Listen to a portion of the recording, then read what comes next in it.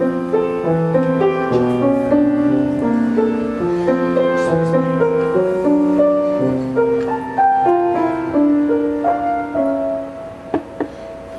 met, of all places, in front of Christie's, some freakishly cold winter's day. I had on several unflattering layers of wool. He slipped on the ice with his grocery bags full. So I rescued some Fruit Loops he had dropped by the curb, and he made some remark that my smile was superb. I thought that was sweet, and I started to go when he said, "Hey, what you doing tomorrow? Because I'll be here at the corner of Bleecker and Mercer tomorrow at 7. If you want to meet up, I'll be waiting right here. And in case there are two fellas waiting for you, my name's John." He waved and then he was gone.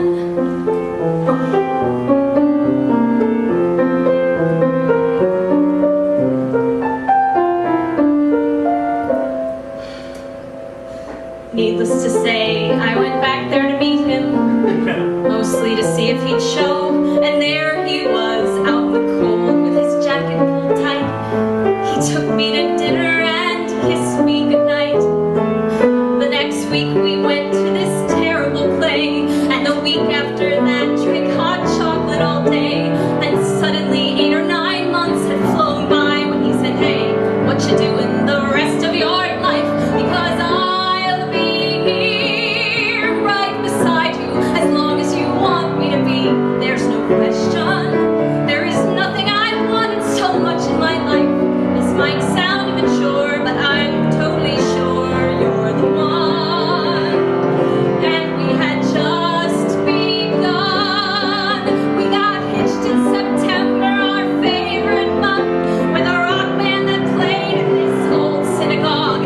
And we bought an apartment on West 17th Street and talked about children and getting a dog. Our first anniversary came in a flash, and we promised to take the day off. He had to stop into his office that morning, and so I went walking uptown to this bakery I know, when I heard on the street what I thought was a joke, till I noticed the sirens and saw all the smoke. So I'm running back home with this feeling of dread to the voicemail he'd left, with the last words he said.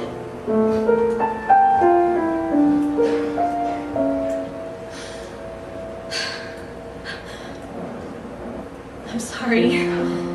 I don't mean to ruin your evening by bringing up all of this stuff. You're probably wondering why I even called you tonight. Well, today something happened that spooked me, all right. I discovered his Fruit Loops still there on the shelf, and I cried and I couldn't get hold of myself.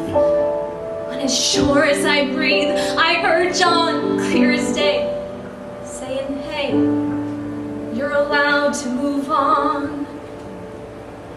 It's okay, because I'll be here, even if you decide to get rid of my favorite sweater, even if you go out on my birthday this year, instead of sitting at home letting all of life's moments pass by. You don't have to cry, because I'll be here when you start going back to the places we went to together.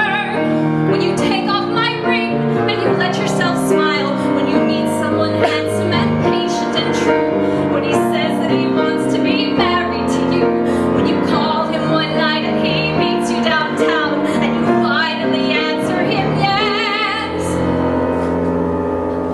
Yes, Jason, I will marry you. I will give you my heart. It has taken so long, but I'm ready to start. Right now, John's whispering congrats in my ear, 'cause As I finally let myself tell you that I will be here.